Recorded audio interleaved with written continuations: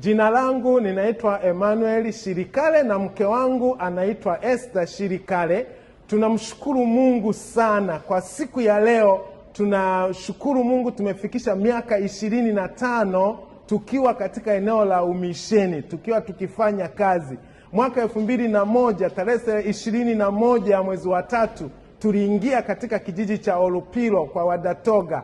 Leo tumetimiza miaka 25 katika umisheni, tukifanya kazi ya Mungu katika makabila tofauti, katika utamaduni mwingine tofauti.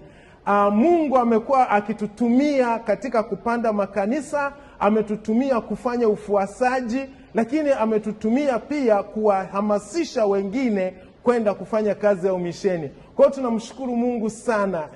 Mimi, Esther na familia yetu, Danieli, Elia, Mary na Julia, kwa kweli tunafurahia sana kumtumikia Mungu katika eneo la umisheni.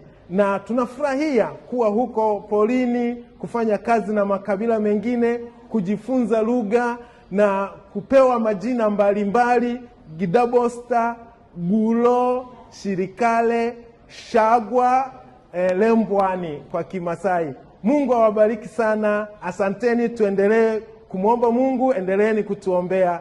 Asante sana, Mungu awabariki.